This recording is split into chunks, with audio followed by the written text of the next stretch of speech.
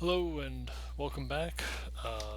Today we'll be lecturing on the Protestant Reformation, and that's going to affect Europe and cause an immense amount of kind of cataclysmic changes um, into the 16th and 17th centuries, and some of which is still being grappled with even in contemporary the contemporary era, our own era.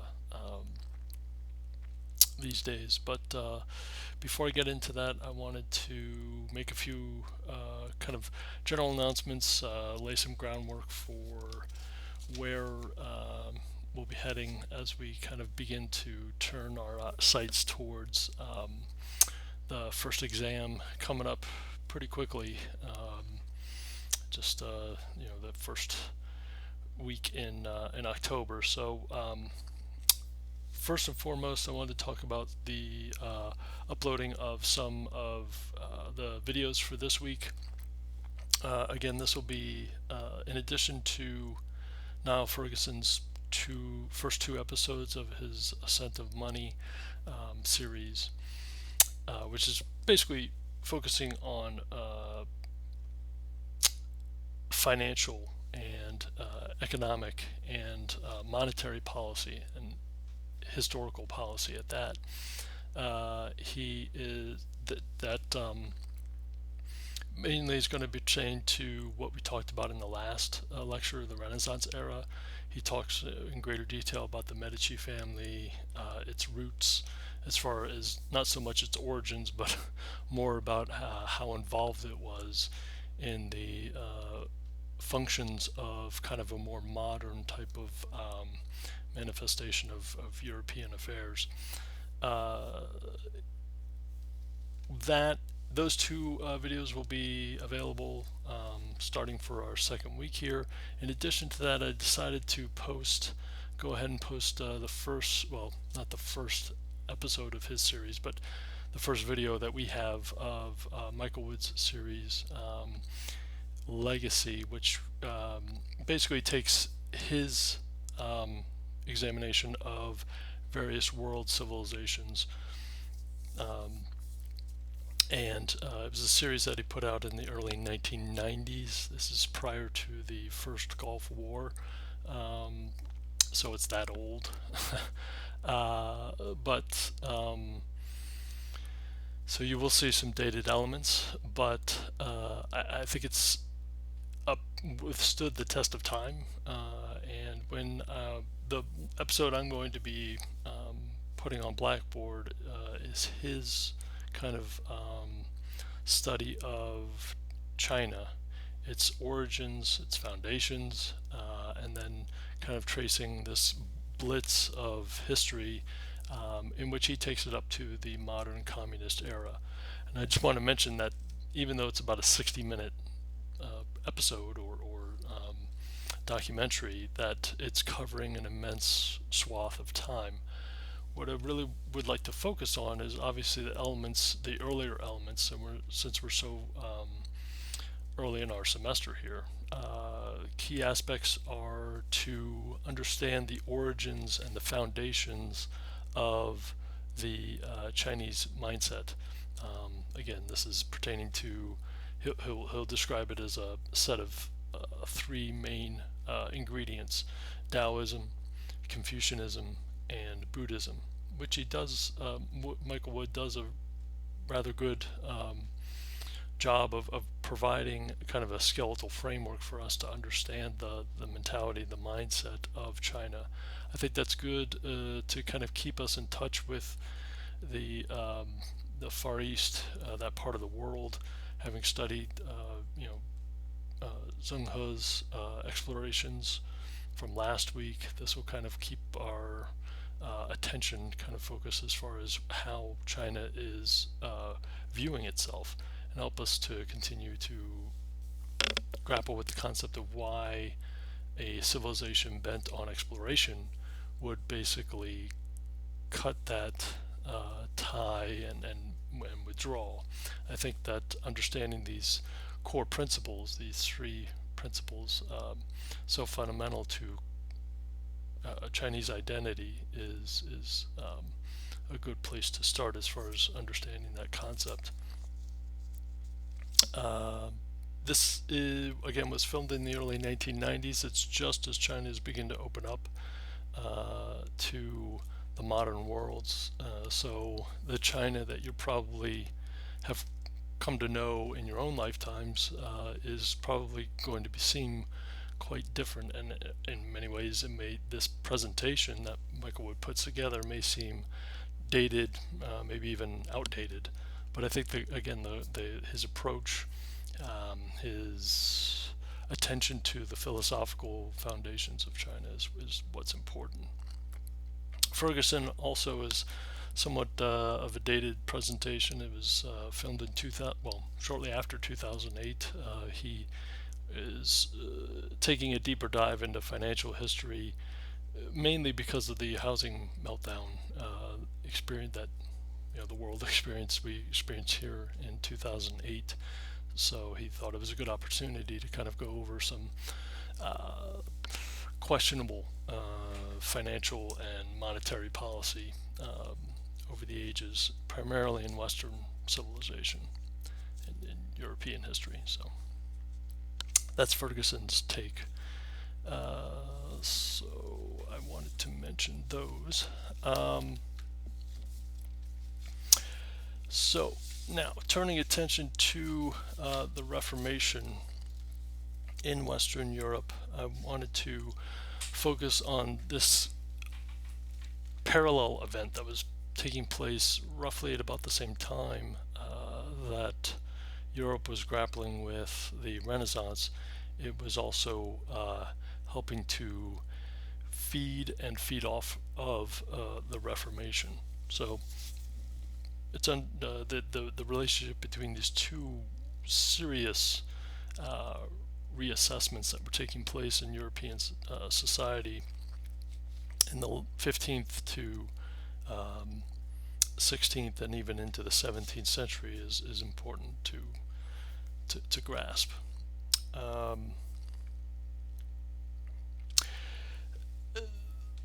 The As far as the Reformation is concerned, it is mainly focused around one key figure, that of Martin Luther, an Augustinian monk living in what is within the boundaries of the Holy Roman Empire, basically what is today the German part of that empire.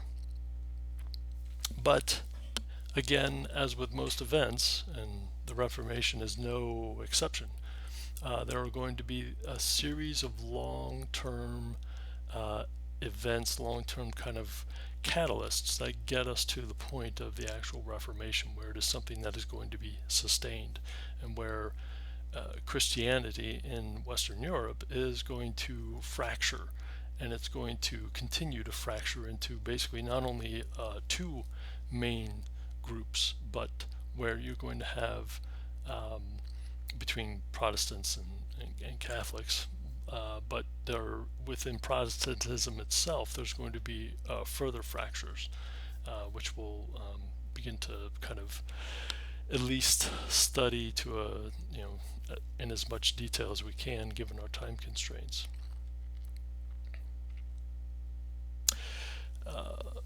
By the 15th and 16th centuries, obviously the church, the papacy in Rome, or I should say the papacy in general, you'll find out why I kind of put an asterisk by Rome in just a moment, but the papacy is having to respond to and in many ways absorb the body blows that it was receiving from the again the reassessment that was taking place in European society, largely as a result of the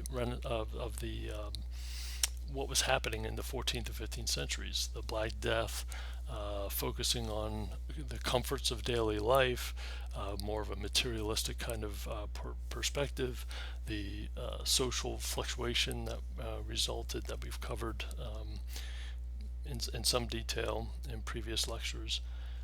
That was also leading to a rebuilding drafting of how people began to view spirituality, spiritual salvation, and relate that to their daily lives. That began to kind of make its way down the list as far as things that were important. As humanism and the humanist trends of the Renaissance began to come to the forefront. So the church is going to have to grapple with that.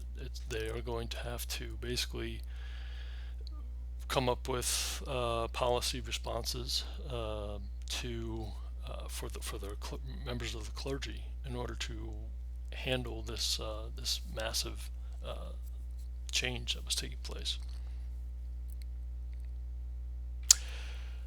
One friar in particular, again Martin Luther, believed that any type of reconciliation between what was happening and church doctrine was impossible. That the church was too immoral, too antiquated, too brittle to respond in any meaningful way to appeal to the needs of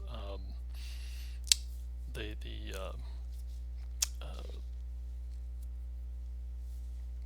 the the churchgoers, the peasant class, essentially. And so this really signified the catalyst for the Reformation.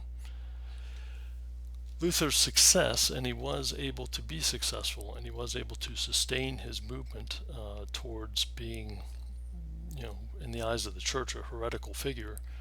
He was able to maintain that where others had failed and where others had paid with their lives for crossing the church and protesting against it.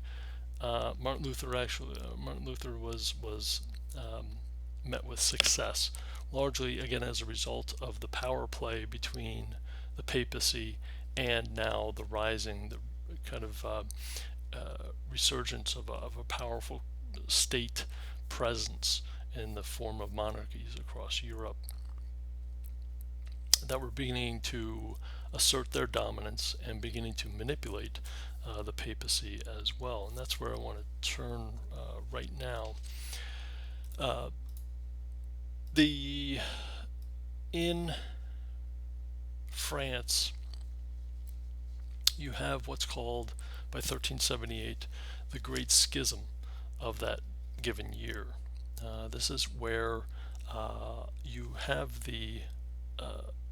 prior to this, earlier in the 14th century, King Philip IV of France had essentially relocated the papacy from Rome to a place called Avignon, which was or is in the southern countryside of what is today France. This was so that the French king could exert greater control over the papacy. Also, that the Pope in Avignon would be at the mercy, essentially, of the French king, and that the French king could exact, of all things, monetary policy, taxes, over the French clergy, and have it sanctioned by the Pope to make it legitimate. Well, by 1378, almost towards the tail end of the 14th century, there's going to be the death of the sitting Pope. The College of Cardinals is going to convene back in Rome in order to elect a new Pope. And as that happens, as these heads of the church convene to hold that event and make that election, there's going to be a mob of Roman citizens in Rome to protest these cardinals and make them not only elect a new pope, but make sure that the pope stayed in Rome and governed from Rome for all Christians, instead of being at the kind of beck and call and at the mercy of some monarch, some secular monarch in France. the Pope, it was seen to be the authority over all Christians, regardless of nationality. But as we talked about last time with the Hundred Years' War, you can begin to see how a sense of identity is going to begin to gravitate towards nationalist type of views, a greater uh, what's the word I'm looking for? Loyalty is going to be paid not necessarily to the Pope, but more towards one's king, one's sovereign. Fearing for their lives, these cardinals in Rome decide that sure they'll elect a pope. They go for a very kind of weak pope that these cardinals believe they can manipulate as they make their way back to Avignon in France, and they can just dictate terms to this particular pope in absentia from Avignon. When they make their way back to southern France, they decide, well, the Pope in Rome isn't doing what isn't essentially a puppet. That he has an agenda of his own. He has his own plans he wants to enact, and so therefore these college of cardinals reconvene in Avignon and they elect their own pope. So now you have two popes coexisting and claiming to govern the spiritual well-being of all Christians throughout Europe. And so this puts, obviously, as you might expect, puts the question of salvation, the question of spiritual legitimacy into question for the Christian world. An effort to try and rectify the situation in the Council of Pisa, held in 1409. Pisa is a city-state in what is today Italy. The church brings together various heads within its order. They decide, okay, these two popes, the Roman Pope and the Avignon Pope, are illegitimate. We'll just start from scratch. We'll elect a new Pope. They do so. But instead of this solving the issue, it makes it worse, because neither of the two popes that were seen as illegitimate by this council decided that they should resign. So now there were three popes coexisting or ruling all at the same time. By 1415, this is going to play out, and there would be this rectification of the this tri-pope trial that was taking place. The popes decided that this was just not sustainable. One of them was deposed. One of the successors to one of the popes that was elected was deposed. There was another pope, the Roman Pope, voluntarily stepped down. The Pope in Avignon basically had lost so much prestige and legitimacy that he, while he didn't resign, he basically was just ineffective. And because of that, because there was this power vacuum, this is how the papacy managed to kind of right itself, essentially, and reestablish a one pope rule. But the integrity of the church was compromised seriously by this event. I mean, that they, in many respects, kind of seemed to not be able to get their house in order, and it only played into the hands of secular leaders, primarily obviously the sovereigns, the leading heads of state within Europe, to which people turned their attention for order, for stability, for legitimacy and effectiveness, because this is something, none of that was being demonstrated by the papacy. Combined with that, by the 15th century, you have the Renaissance, which we talked about. Well, now it was up to Christian scholars in order to try and make sense of how Christianity was going to coexist, and what the relationship was going to be between doctrine, church doctrine, and this new manifestation, the Renaissance, this rebirth of European culture and learning. Intellectuals within the church, primarily two men, Desiderius Erasmus and Thomas More, began to place a greater emphasis on social reforms to try and lead to an ideal utopian type of existence that could be established here on earth,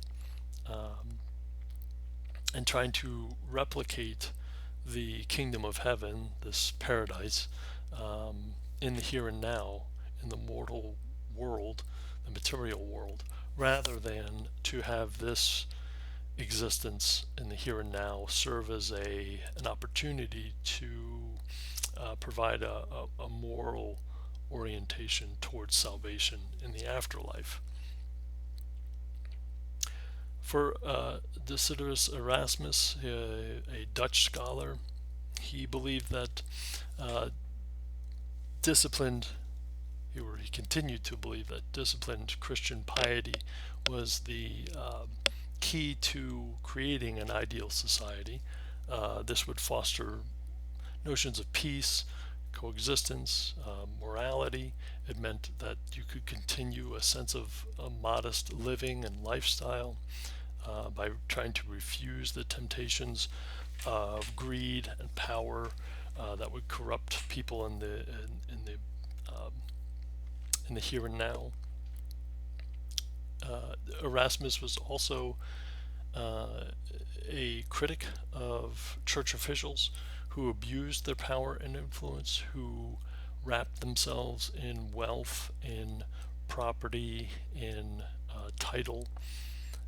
And for Erasmus, he was more concerned with advancing kind of a mainstream consensus than really breaking away from the church. So for both Erasmus and Thomas More, who I'll address in just a minute, they both believed that the church could be reformed from within, and they had these perspectives that they thought was the best course of action. With Erasmus, what you see here is that there's a sense of a turning back of the clock, essentially, that, if people just, you can try to keep hold of church tradition and doctrine, but then instead of trying to prepare souls for the afterlife, simply make the here and now, the kind of mortal realm, the focus for establishing kind of an ideal existence, instead of just making sure that you got it into heaven and having that established ideal utopian existence in the afterlife. Just bring it here into the this mortal existence, this mortal plane. Thomas More was an English lawyer. He was actually a friend of Erasmus.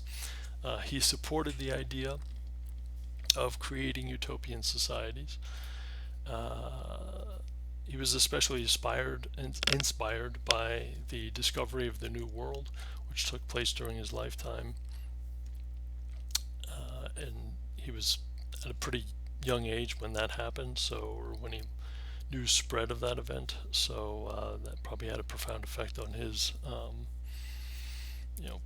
perceptions of creating a utopian society, as it did for many people, which we'll talk about next week when we talk about the New World.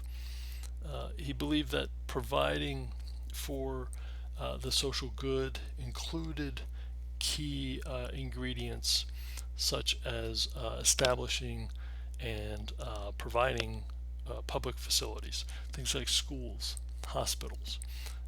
So elements of uh, I mean, for lack of a better word or better term, civil society that would help to act as institutions where people could um, tangibly see an improvement in their own lives towards this utopian type of ideal zenith.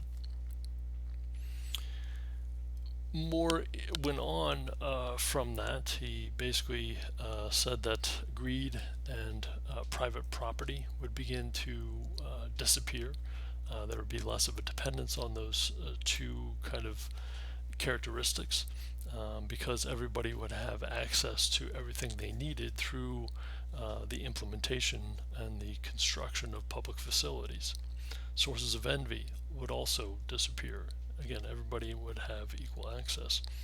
This would also result in few laws being necessary to enforce that could, in many respects, interfere with peace and personal freedoms.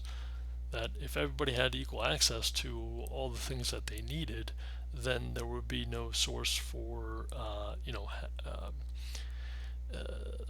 theft or any type of crime to take from those that had to give to those that did not, or for one population to take from another. Others, in contrast to Erasmus and More, did not view the world with such optimism.